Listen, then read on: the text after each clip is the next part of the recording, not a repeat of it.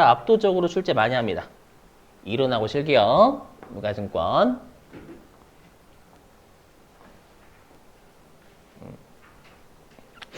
자, 42페이지. 말문제도 출제 더럽게 많이 했어요, 여러분들. 말문제도. 자, 해볼게요. 자, 우리가 유가증권이라는 건 유가, 가격이 있는 기업의 증권, 증서라는 뜻, 증서, 종이. 그럼 우리가 기업의 종이 중에 가격이 있는 종이가 대표적으로 주식하고 사채입니다. 주식하고 사채. 자, 주식 가격 있죠? 지금은 종이가 아니지만 옛날 옛적에는 종이로 했대요, 여러분들. 옛날 옛적. 제가 알기로는 82년도인가 그때서부터 전자로 된 걸로 알고 있어요, 제가 알기로는. 원래 종이였어요. 그리고 우리가 사채를 발행하면 회사가 돈 빌리는 거잖아요, 여러분들. 맞죠? 지금이야 사채가 전자지만 예전에는 사채 발행할 때 종이로 발행했거든요. 저도 잘 몰라요, 여러분들. 저도 그 시절엔 태어나지 않았으니까. 그래서 발행했었다고 해요 라고 했잖아요.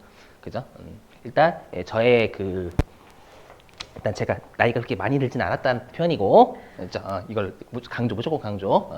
중요한 건 얘예요. 얘가 중요한 게 아니라 농담이고. 자, 그러면 여러분들 우리가 지금은 자산 동네잖아요. 그럼 우리가 주식을 사야지만 주식이란 자산이 있는 거고. 들어보세요. 그 다음에 사채를 발행하는 건 채권자예요, 채무자예요? 사채를 발행하는 건 무자예요, 채무자. 왜요? 돈 없으니까 사채를 발행해서 돈을 빌리는 거예요. 그렇죠? 그럼 돈을 빌리는 채무자는 부채예요, 자산이에요? 채무자는 부채죠, 부채. 예, 그럼 채권자가 자산일 거 아니에요, 여러분들? 그렇죠? 그럼 채권자라는 건 사채를 매입해야 돼요. 그렇죠? 사채를 산다라는 건 기업한테 돈을 빌려준 거예요. 그래서 우리가 지금 보는 건 주식하고 사채를 매입한 회사 얘기하는, 매입한 회사, 발행한 회사 말고요. 번지를 잘 찾아가셔야 돼요. 알죠? 지금은 주식하고 사채를 산 놈이에요, 산 놈. 알죠? 판 놈 말고, 발행한 놈 말고. 그럼 우리가 자산 같은 경우에는 그 자산을 왜 매입했냐에 따라서, 목적에 따라서 계정 과목이나 성격을 구분하죠. 그렇죠? 그래서 첫 번째. 자, 내가 사채를 샀대요. 자, 근데 여러분들 여기 채무증권이란 용어는 말문제 대비예요. 맞죠? 왜냐하면 시험에 사채라고 안 주고, 물론 실기에서는 사채라고 줘요. 말문제에서 갑자기 채무증권 이렇게 나올 때가 있어요. 맞죠? 그러면 해석하면 채무를 나타내는 유가증권을 줄인 거예요. 그럼 방금 우리 사채를 발행하는 회사가 채무자라면서요. 그렇죠? 그래서 채무를 나타내는 유가증권은 사채인 거예요. 그렇죠? 그래서 내가 사채를 우리 회사가 왜 샀냐면, 그 사채는 그 리드코프 아니에요, 여러분. 오해하지 마시고. 일수 아닙니다. 그 사채 생각하시면 망해요, 지금. 사채를 왜 샀냐면, 그 사채를 나는 우리 만기까지 가지고 있을 거예요. 일반적으로 우리 사채는 만기가 대략 한 3년 내지 5년 정도 되거든요, 여러분. 일반적으로. 사채를 만기까지 내가 가지고 있을 의도가 있고요. 나는 그런 능력도 돼요. 돈이 뭐 딸리진 않아요. 자, 그러면 이런 목적으로 우리가 사채를 매입하면 이때 계정 과목은 만기 보유 증권이라는 계정 과목을 씁니다. 그래서 만기까지 보유할 목적이 있는 유가증권. 자, 근데 제가 방금 유가증권은 주식하고 사채 둘 다라면서요, 여러분들. 최근에 나왔던 문제요. 그럼 주식은 만기가 있을까 없을까요? 주식 만기. 없어요. 주식은 만기가 없습니다. 주식이 만기가 있다는 소리 처음 들어봐요. 그렇죠? 그래서 우리가 만기 보유증권은 주식이 될 수가 없는 거예요. 그래서 시험에 최근에 주식은 만기 보유증권으로 분류할 수 있다. 그럼 틀린 겁니다. 그래서 조심하시고. 그럼 일단 제가 방금 사채는 만기가 3년 내지 5년 정도 된다라고 했으니까 당연히 비유동이 되는 거예요. 그래서 비유동 자산이죠. 지금은 매입자 입장이니까. 했죠? 그럼 여러분들 우리 비유동 자산은 다시 회계 1급 때부터 뭐 투자자산, 유형자산, 무형자산, 기타 비유동 자산 넷 중에 하나잖아요. 그럼 얘는 왜 채권을 만기까지 가지고 있어요? 뭐 먹으려고? 이자 먹으려고. 그럼 이자를 먹는 것도 투자 활동이에요. 맞죠? 그 투자가 저위험이죠. 위험이 없죠? 삼성전자의 사채를 매입하면 떼일 염려는 거의 없어요. 대신에 수익도 적죠. 그렇죠? 이자는. 그렇죠? 그래서 우리가 투자자산에 속해요. 만기보유증권이랑 계정과목은요. 되시겠어요? 지금 지금 제가 띄운 PPT는 말문제 대비. 자, 근데 아니야. 나는 만기까지 보유할 목적으로 사지 않았어. 어떨 목적으로 샀냐면 우리가 알고 있는 속된 말로 단타 칠 거야. 알죠? 단타 친다라는 건 뭐예요? 의도는 단기적인 시세 차익을 얻을 목적이죠. 목적은 그럴싸해요. 단지 목적과 좀 다르게 운용이 되죠. 그렇죠? 내가 단기간에 시세 차익 얻을 거야. 난 단타 쳐서 부자가 되겠어. 했는데 다음날 막 떨어지고 있는 거예요, 걔가. 죄송해요. 그래서 목적, 그렇죠? 단기 시세 차익 얻을 목적이 정말 단기적인 시세 차익 안 얻어도 돼요. 그렇죠? 그래서 단기적인 시세 차익을 얻을 목적이고 실제 우리가 채권 시장이나 주식 시장이 있어요. 그럼 단타 치려면 거래가 빈번해야죠. 좋은 말로는 빈번, 나쁜 말로는 증권회사에 수수료 갖다 주는 거. 그렇죠? 너희 회사 증권회사 너희 수수료 많이 필요하지? 자 보내줄게 이렇게. 자, 그럼 이때는 계정과목 뭐 써요, 여러분들? 이미 배우셨지만. 단기간에 사고 팔 수 있는 유가증권이라고 해서 단기 매매증권이라는 계정과목을 써요. 그죠? 근데 우리가 주식은 만기는 없지만 판매는 할 수 있죠. 그죠? 그래서 이 단기 매매증권은 채권도 되고 주식도 되는 거예요. 알죠? 물론 시험에는 실기로는 주식만 냅니다. 하지만 이론으로는 둘 다 내요. 이론으로는. 그러면 이름이 단기 매매 증권이니까 당연히 비유동은 아니고 유동자산이 되겠죠. 그죠? 유동자산 중에서 뭐가 되냐면 판매 목적이 아니에요. 단기 채권하고 주식은 우리 회사의 판매 목적이 아니에요. 아니에요. 가끔씩 판매 목적인데요. 저 팔려고 들고 있는데 그건 여러분들 입장이에요. 맞죠? 내 입장이 아니라 여러분들 누구 입장이 회사 입장이에요. 회사 입장은 다른 회사의 주식이나 채권을 판매할 목적으로 뭐 사기꾼이 걔네들은 알았죠? 재고 자산을 사고 파는 게 주된 목적이에요. 그러니까 재고 자산이 아니니까 얘는 당좌 자산으로 가는 거예요.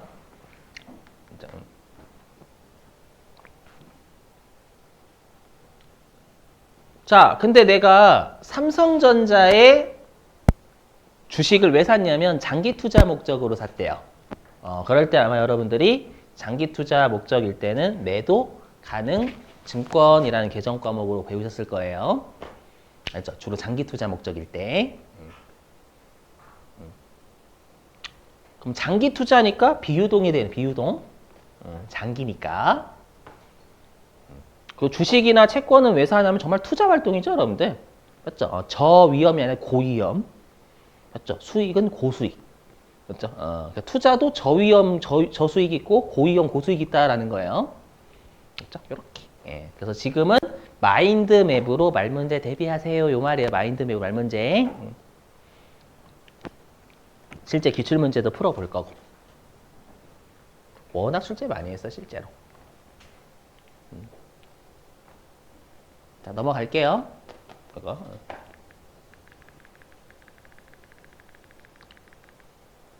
자, 이제 여기 보시죠, 여러분들. 이제 기말의 평가예요, 평가. 자, 우리 자산 같은 경우에는 12월 31일 날 공정가치 시가죠. 이거 공정가치 시가. 그렇죠? 근데 시험에서는 일반적으로 시가라고 잘 출제하지 않고 공정가치라고 출제할 거예요. 기말에 시가 정보로 이용자들한테 자산 알려줘야 된다라는 거예요. 자산. 자, 근데 말 문제로는 어떻게 출제하냐면 이 기말에 평가하는 걸요.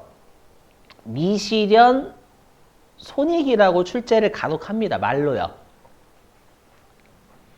미실현 손익하고 평가 이익이나 손실은 같은 말이에요. 왜냐하면 들어보세요. 우리가 집 시세를 평가한다라는 건 집을 파는 거예요. 집의 시세를 네이버로 검색하는 거예요. 후자죠. 네이버로 검색하는 것뿐이지 집을 판 게 아니잖아. 평가 자체는. 맞죠? 집을 판 거는 처분이라 불러요. 그러니까 실제로 나한테 손실 또는 이익이 실현되진 않았죠. 실현되려면 처분 팔아야 실현이 되는 거예요. 자산은 무조건.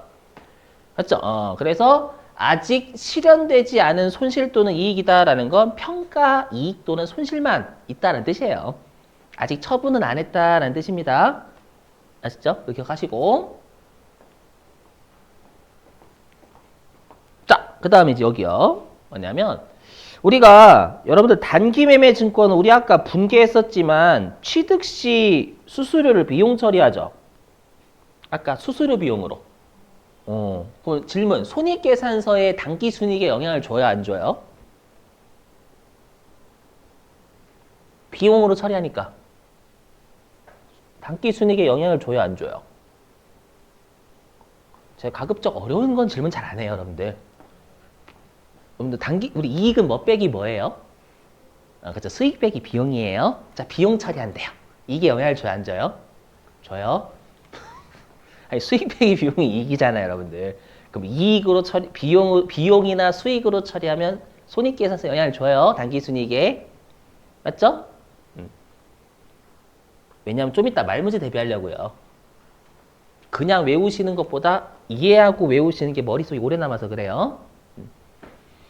자, 그 다음에 또 시험에 잘 나오는 거 뭐냐면 그 여러분도 우리 공정가치로 평가하는 거 있죠? 특히 시험에 말문제 이거 많이 냈어요. 요 만기 보유증권이야. 평가하지 않는다고. 자, 들어보세요. 이거 그냥 외우시는 게 아니라 집으로 생각하시면 딱 좋아요. 집으로. 여러분들 집을 만기까지 보유한다라는 건 뭔 뜻이에요? 나 이 집에 뼈를 묻을 거예요 라는 뜻이 되겠죠. 만기 보유니까. 그죠? 그럼 난 이 집에 뼈를 묻을 거예요. 그럼 시가에 관심이 있어요, 없어요? 없어요. 관심 없다라는 건 시가로 평가 안 하겠다라는 거예요. 했죠? 근데 시험에 어떻게 장난을 치냐면 만기 보유 증권은 공정 가치로 평가한다. 그럼 틀린 겁니다. 표정이 어쩌라고 이 표정이신데? 잘 된다니까 여러분들. 저 믿으세요. 강사 생활에도 7년 동안 했단 말이에요. 또 무심하는데? 했죠? 제가 67회차부터 했다니까 여러분들. 이거 뭐 자랑은 아니지만 믿으셔야 된다고요. 뭐 스카이캐슬도 아니고 지금 전적으로 저 믿으셔야 돼요. 그래서 잘 나왔어요. 잘 나왔어. 그렇죠?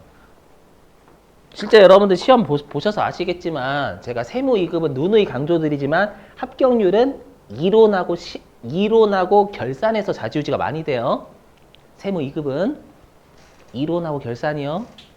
알죠? 나머지 애들은 그냥 나오는 데서만 주구장창 내요. 근데 결산은 골고루 다 잘 낸다면서 여러분들. 그죠? 진짜라니까. 예. 안 믿으시겠지만. 자, 그 다음에 보실게요. 그럼 우리가 이렇게 미실현된 손익 있죠?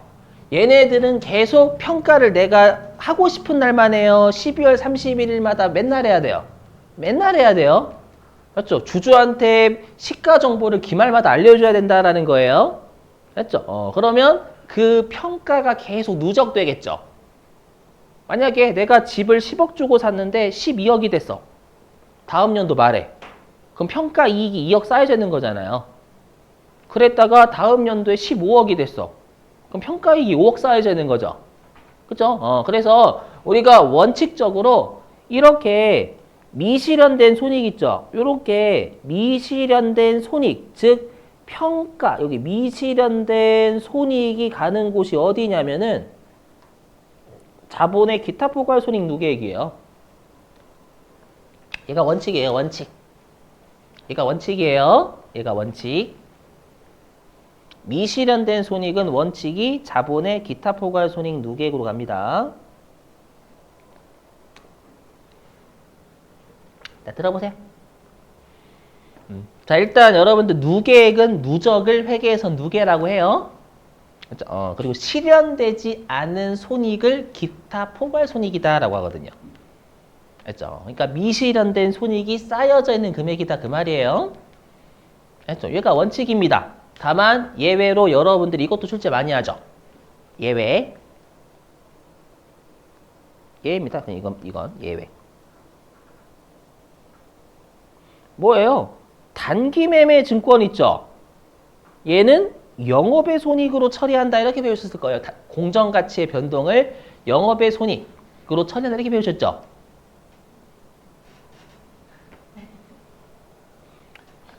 외로워 죽겠다 진짜. 그죠? 그죠? 알아요, 여러분. 긴가민가요, 선생님 이거잖아요, 그죠? 그죠? 설명드릴게요, 여러분들. 이거 단타 치시는 분 생각하시면 돼요. 자, 우리가 원래 평가 이익이나 손실은 실현되지 않은 거니까 수익 비용이 되면 안 돼요, 원래는. 알죠? 근데 단타 치시는 분들 생각해 보세요. 단타 치시는 분들은 오래 가지고 있어요, 아니면 바로 팔아버려요? 바로 파실 분들이에요. 즉, 평가 손실이 나도 바로 파시고, 다른 주식, 자, 다음 주식 사자, 이렇게 해야 되고, 그죠? 평가 이익을 봐도 가만히 안 냅두죠. 또 다른 주식 사자 해서 팔 거란 말이에요.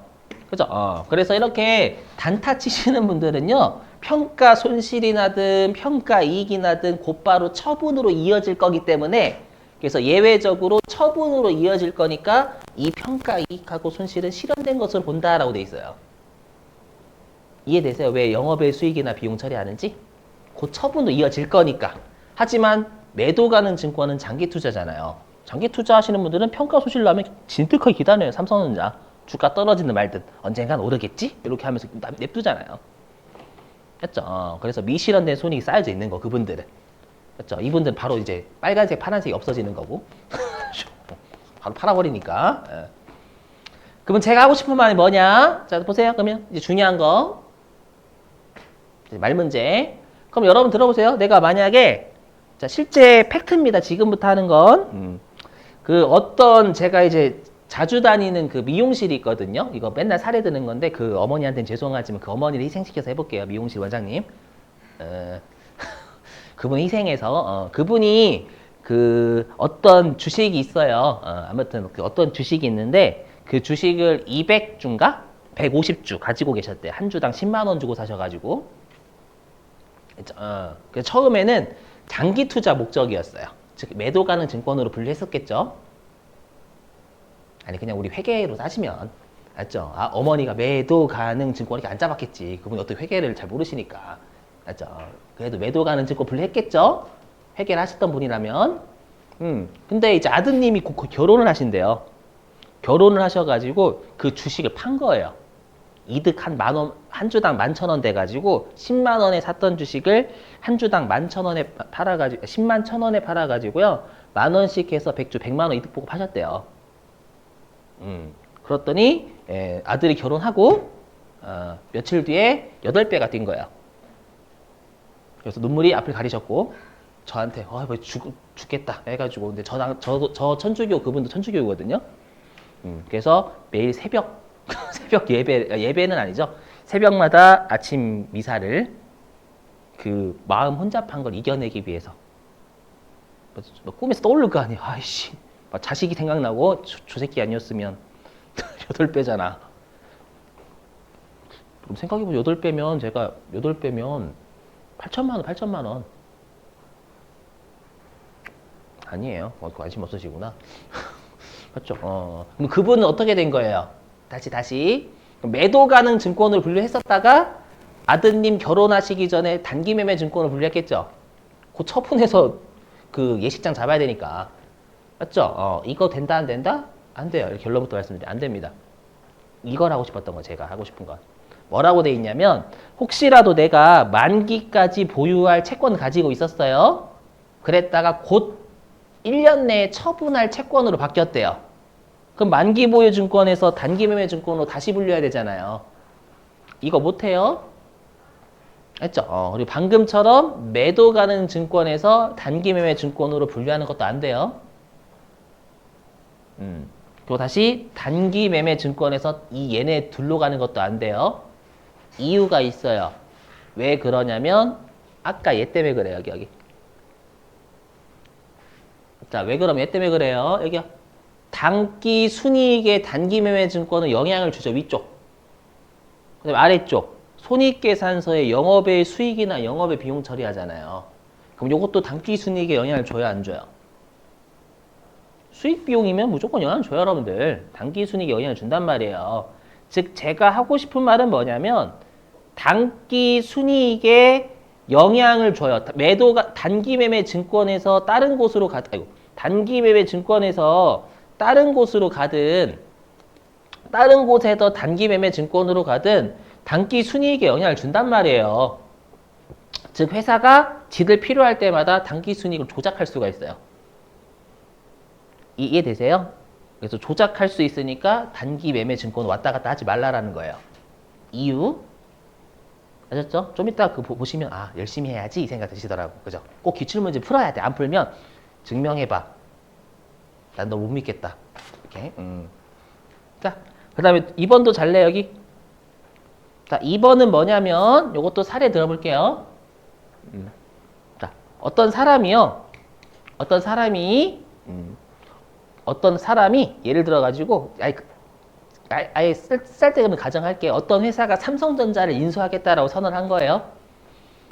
웃으신다는 건 미친놈이다라는 뜻이죠. 맞죠? 저 삼성전자 인수할게요. 했어요. 근데 알고 보니까 시가총액 1000억짜리 회사예요. 삼성전자 403조예요. 1000억짜리 회사가 403조의 회사를 인수하겠대. 개소리예요. 근데 사람들이 이 회사 삼성전자 인수하는데 주가 튄 거예요. 그래서 나도 그 소식을 듣고 단타 치러 가볼까? 해서 단기 매매 증권이 됐어요. 근데 다음날 어떻게 된 거예요? 주가 불려놓고 그 1000억짜리 회사의 사장님이 먹튀한 거예요. 튀었어. 이해되시겠죠? 그래서 시장성을 상실한 거예요. 무슨 말이면 상장 폐지돼 이렇게 되면. 그러면 이 주식은 단기 매매 증권이에요? 티슈예요? 휴지 조각이란 뜻이에요. 티슈가 됐죠? 그죠? 그럼 이 티슈는 영원한 티슈예요? 아니면 내가 나중에는 주식이 될 수 있어요? 주식 될 수 있어요. 상장 폐지가 해소가 되면은 나중에 다시 상장해 줄 수 있어요. 그러니까 내가 만약에 이렇게 단기 매매 증권이 시장성을 상실하죠? 상실하면 이때는 강제적으로 장기 투자로 바뀐 거예요. 이게 그 사례예요, 여러분들. 단타 치러 갔다가 그 주식이 상장 폐지돼 가지고 장기 투자로 강제로 바뀐 거예요. 그 말이에요, 이게. 아시죠? 사례 기억하시고. 그 다음에 얘는 가능 여기. 자, 근데 매도 가능 증권하고 만기 보유 증권은 서로 간에 왔다 갔다 할 수 있어요. 됐죠? 왜냐? 매도 가능 증권하고 만기 보유 증권은 손익계산서에 영향을 안 줘서 그래요. 손익계산서에 영향을 주는 건 단기 매매 증권으로 왔다 갔다 할 때만 영향을 주는 거예요. 못 믿으시는 것 같은데 지금 표정이? 두 문제 풀 거야. 두 문제라고 했다. 문제라고 했다. 잘 나온다는 얘기예요. 기억하시고 여러분 이제 실기용입니다. 실기용이라고 하면 그때서 이렇게 이론용이라면 이거 너무 싫어 진짜. 왜 그러는 거야? 이런 이렇게 적어야지 이렇게 눈 거죠. 뭐냐면 그럼 아까 그 어머니 있잖아요. 매도 가능 증권에서 단기 매매 증권 재분류 못 한다면서 이제 실기용이에요. 잘 보세요. 물론 실기하고 이론 둘 다 포함. 자, 화면 보시면 제가 그 매도 가능 증권 검색을 해봤거든요. 근데 이렇게 두 개가 떠요. 보이세요 여기 화면? 중요한 거? 두 개가 떠요. 두 개. 일단 여러분들 178번 매도 가능 증권은 얘가 투자 자산이에요. 그러니까 내가 장기 투자 목적으로 삼성전자 주식 살 때는 이 178번을 분류하는 거예요. 그랬다가 내가 삼성전자 주식 돈 없어가지고 빨리 팔아야 돼. 그때 얘가 유동자산의 매도 가능 증권이 됩니다. 그럼 제가 하고 싶은 말은 뭐냐? 들어보세요. 그러면 우리 아까 매도 가능 증권에서 단기 매매 증권 재분류 못한다라고 했죠? 근데 내가 매도 가능 증권 장기 투자 목적이었다가 1년 내에 처분할 목적으로 바뀌면 이렇게 분류해요. 이렇게. 178번 매도 가능 증권에서 123번 매도 가능 증권으로 다시 분류하는 거예요. 그러니까 제가 하고 싶은 말은 뭐냐면 말 문제요. 매도 가능 증권은 유동자산도 돼요. 알죠? 이 말 문제. 근데 우리 시험에 실기용은 뭐 출제할까요? 실기용. 주구장창 장기 투자 목적으로 매도 가능 증권 살 때 출제합니다. 즉 실기용으로 178번 거셔야 된다라는 거예요. 알죠? 그래서 여러분들이 그 유인물 1페이지 있죠? 제가 실기 유인물 나눠드린 거. 자, 실기 유인물 나눠드리는 거 1페이지 13번.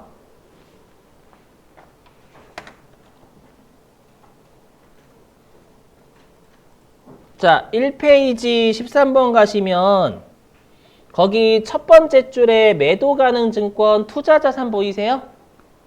첫 번째 줄 13번 매도 가능 증권 투자 자산 보여요, 여러분들? 밑줄 좀. 매도 가능 증권 투자 자산의 밑줄 13번. 매도 가능 증권 투자 자산의 밑줄. 거기에다가 적어주세요. 실기 땡땡 178번. 실기 땡땡 178번. 이 말이에요, 이 말. 왜냐면 매도 가능 증권 검색하면 123번에 커서가 이렇게 위치해 있어요. 그걸 내리셔야 돼, 178번으로.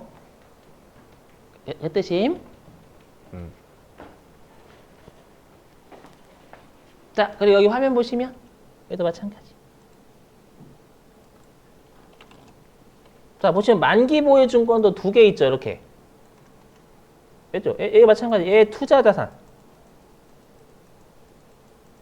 얘 유동 자산. 그러니까 단기 매매 증권으로 분류가 안 되면 유동 자산에 해당 계정 과목도 있다라는 뜻이에요. 그러니까 내가 사채를 만기짜리 5년짜리 산 거예요. 그때는 181번을 가지고 있는 181번을 분류하는 거예요. 근데 만기가 이제 4년 6개월 지났네? 그럼 4년 6개월 지난 만기가 1년 이내로 도래했잖아요. 그럼 그때는 124번 쓰는 거예요. 이건 말 문제고. 그러니까 유동자산에 만기 보유 증권과 매도 가능 증권이 있다라는 거. 근데 실기는 맨 아래 번호 쓴다라는 거예요. 알죠? 자, 그러면 말 문제 풀고 쉴게요. 자, 그 교재.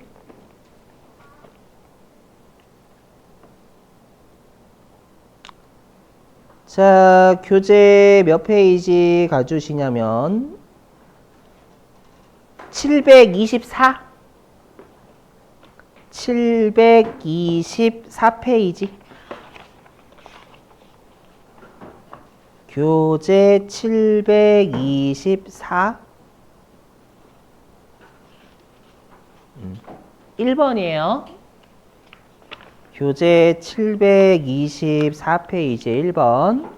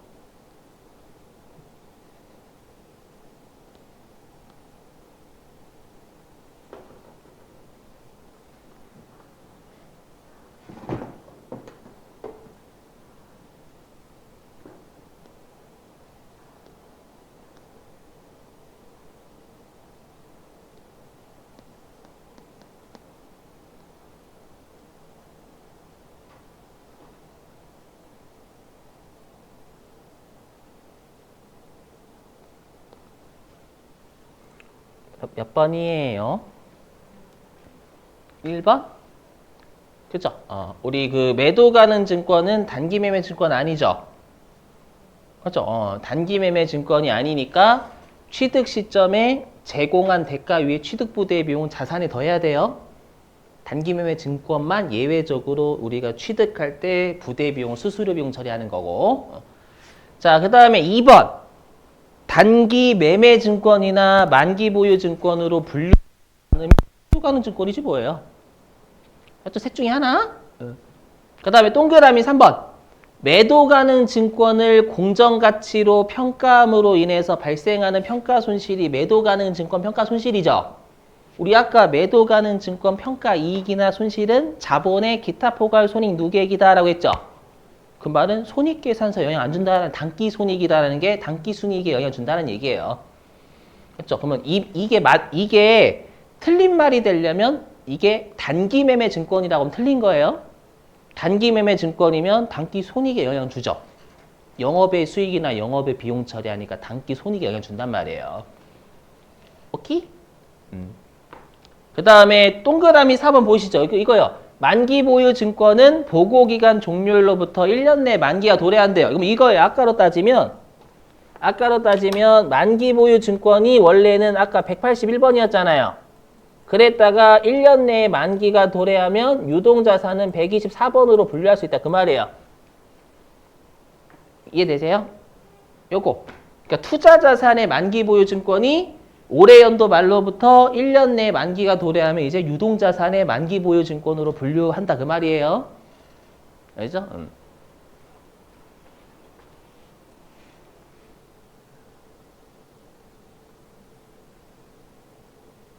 자, 그 다음에 요거 하나 하고 쉴게요, 여러분. 요거는 95회 기출문제 거, 3번. 95회 거.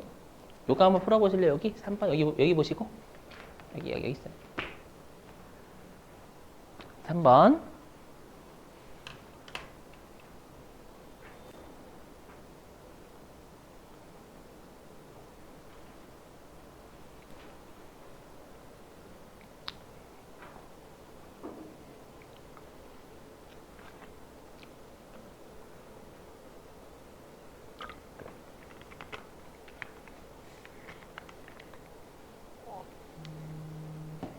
몇 번일까요?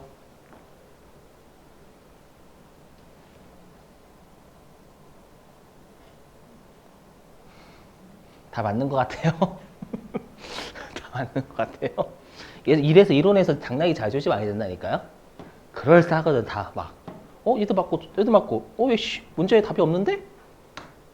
찍자. 그래서 틀리는 거예요. 의식의 흐름을 따라가면 다 맞는데 찍자, 이렇게. 몇 번? 3번이죠, 3번. 자, 일단 1번 뭐냐면 우리 지분증권이 뭐냐면 우리 지분율을 나타내는 유가증권인 주식 얘기하는 거, 주식. 응? 우리 주식 가지고 있으면 지분율 몇 프로다라고 하잖아요. 그죠? 그래서 우리가 현금 배당은 현금 배당 받았을 때 수익이에요? 주총일 날 수익이에요? 주총일이에요. 왜? 발생주이기 때문에. 그렇죠? 배당받을 권리가 확정되는 주총일에 수익 잡아야지 실제 받은 날 잡으면 그 현금주의가 돼버리는 거예요. 그 말이고 2번은 아까 똑같이 봤었죠. 그 다음에 3번은 어디가 틀렸어요? 아까 그거잖아요, 여러분들. 단타 치러 들어갔다가 상장 폐지돼가지고 티슈가 됐네? 그러면 자발적이 아니라 강제적으로 장기 투자니까 매도 가능 증권으로 분류해야 된다가 맞는 표현이죠. 그 다음에 4번은 아까 했던 매도 가능 증권, 얘는 유동자산 123번으로 분류할 수도 있다. 자, 됐습니다. 자, 일단 10분 쉬셨다가